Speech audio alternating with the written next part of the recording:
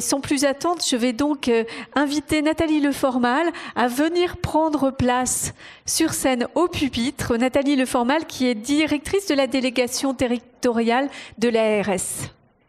Directrice de la santé publique, excusez-moi. Qui fut directrice de la délégation départementale 35.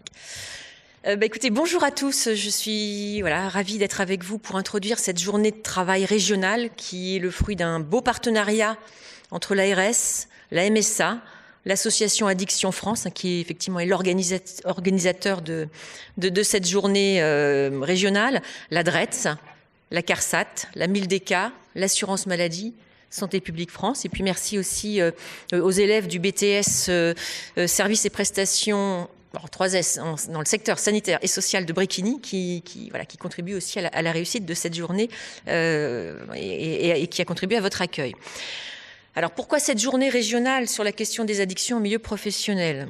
Tout d'abord parce que on est sur un enjeu de santé publique. Les addictions sont en France une problématique de santé publique qui contribue au fardeau des maladies. Ces impacts sont multiples, ils sont sanitaires, ils sont médicaux, ils sont sociaux, ils sont individuels et collectifs, ils sont de court terme et de long terme. Aborder cette question de la prévention et de la lutte contre les addictions nécessite des actions inscrites dans la durée et coordonnées. La Bretagne est une région concernée, exposée à ces problématiques addictives. Je ne vais pas ressortir tous les chiffres, mais elle se différencie par davantage de pratiques à risque et également une expérimentation plus précoce chez les jeunes.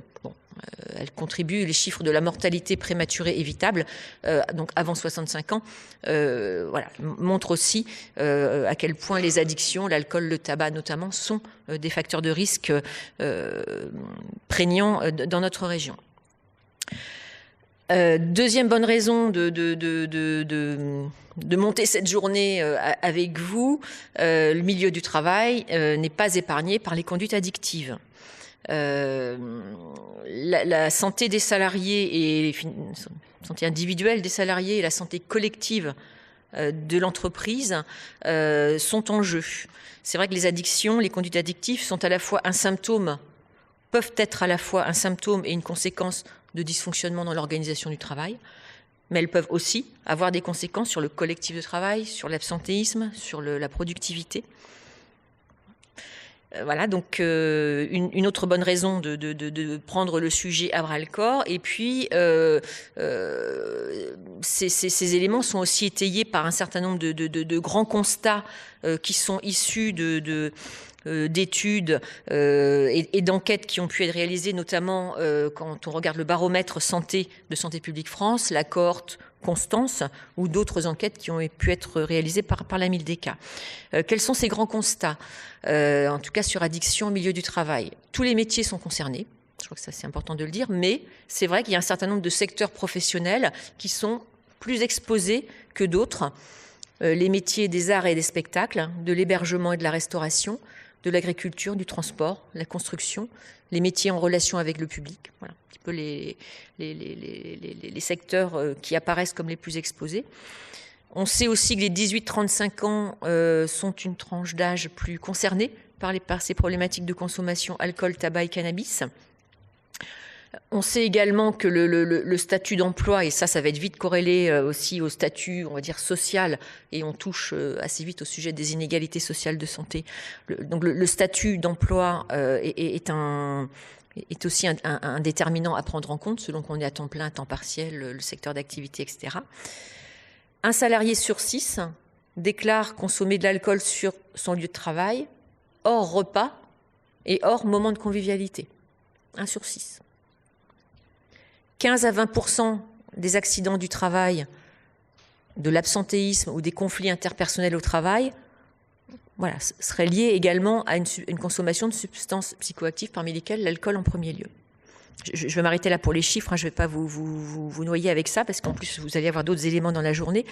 Mais au-delà de ces éléments de constat, on sait que la crise Covid et un peu le choc là, lié au confinement, voilà, ont été aussi des facteurs d'augmentation de consommation de substances psychoactives. Et là, on a une enquête qui avait été faite par la MILDECA, qui effectivement établissait cette accentuation des consommations de tabac, de cigarettes électroniques, de médicaments psychotropes, en lien avec ce sentiment d'isolement lié au confinement, lié aux évolutions des conditions d'emploi et de travail, et puis de la charge de travail sur la période. Voilà, donc on est sur un sujet qui est complexe, mais on a des leviers d'action. Alors on a des leviers d'action dans les politiques publiques, de prévention. Le plan national de mobilisation contre les addictions, le plan MILDECA 2018-2022, porte le sujet des addictions en milieu du travail, avec un double objectif affiché qui est celui d'améliorer les connaissances et les compétences des acteurs du monde du travail dans le domaine des addictions. Voilà, je crois qu'on est tous mobilisés là-dessus. Mettre en place des mesures ciblées pour des secteurs ou des catégories professionnelles particulièrement exposées aux conduites addictives. Donc, dans le plan MILDECA, voilà deux axes qui font écho à notre journée d'aujourd'hui. Au plan régional, on a le projet régional de santé 2018-2022 qui portait aussi ce sujet de la promotion de la santé en milieu professionnel, et puis le plan régional santé au travail qui porte le sujet, et on a à co-construire cette stratégie pour lutter, on peut même prendre le sujet globalement, contre les risques psychosociaux et favoriser le bien-être au travail. Donc on peut s'appuyer sur les politiques de prévention, on peut s'appuyer aussi sur les initiatives, des initiatives déjà prises dans notre région, et je crois que le point de départ des travaux sur le sujet, c'était le projet national de la MILDECA sur les parcours formateurs destinés aux services de santé au travail, aux médecins et aux infirmiers des services de santé au travail, avec une formation qui vise effectivement à acquérir les connaissances nécessaires, à travailler sur les argumentaires pour pouvoir penser une démarche globale de prévention au milieu professionnel. Et puis pouvoir animer derrière des séances de formation sur la prévention. Donc ça, c'est la démarche de la MILDECA qui a été un petit peu le point de départ. En Bretagne, l'ARS, on avait souhaité mentionner justement l'association Addiction France sur ce sujet-là pour accompagner le déploiement de cette initiative MILDECA formation de formateurs. Donc il y a eu des choses dont je ne rentre pas non plus dans les détails, vous reverrez ça tout à l'heure. Autre initiative sur laquelle on s'appuie, c'est le portail national Addicted, qui a été mis en place avec le soutien de la MILDECA et qui propose un espace pour les professionnels, Addict Aide Pro, voilà, et qui met à disposition des entreprises et des préventeurs des outils pour pouvoir mener une démarche de prévention des addictions en entreprise, et puis avoir quelques repères sur les conduites à tenir en cas de difficultés sur le lieu de travail. On s'appuie sur les travaux de l'INSERM et de l'assurance maladie. Je parlais tout à l'heure de la cohorte nationale Constance. Donc c'est 200 000, c'est une cohorte épidémio. C'est 200 000 adultes de 18 à 69 ans qui sont suivis dans le temps. Et ça permet effectivement de renforcer nos connaissances et d'en tenir compte de ces connaissances dans les actions qu'on veut mener. Santé publique France publie également régulièrement des informations dans le cadre des baromètres SPF. Tout à l'heure, cet après-midi, Monsieur Andler vous fera une présentation détaillée des résultats. Et puis, on a un gros point d'appui qui est le 4e PRST qui est en cours de finalisation, où là, on espère effectivement pouvoir continuer à amplifier les actions partenariales sur cette question des addictions au milieu professionnel. Vous l'avez dit en introduisant la journée, Madame Chevrel, l'enjeu aujourd'hui de cette journée, c'est de travailler, d'avancer sur le décloisonnement santé au travail et santé publique, voilà, et développer une culture commune autour des addictions en Bretagne. Cette question de culture commune, effectivement, elle est majeure. Donc c'est un objectif principal de cette journée. Et le deuxième objectif, c'est de pouvoir questionner, alors, on peut dire les préalables à la mise en place d'une démarche de prévention en entreprise, préalables que, voilà, moi j'appellerais volontiers conditions de réussite. Voilà, parce que on a besoin effectivement d'avoir un langage commun, on a besoin de tout le monde finalement, on a besoin de la diversité des acteurs que vous représentez, des institutions que vous représentez.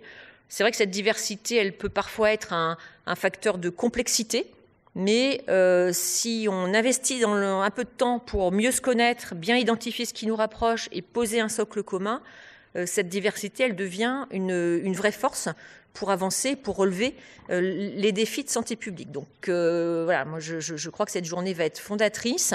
On compte beaucoup sur le docteur Simon qui va prendre la parole après moi pour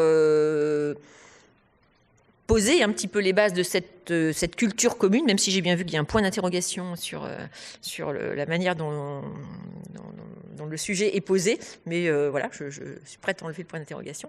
Voilà, donc écoutez, voilà, un grand merci à vous tous d'être présents aujourd'hui.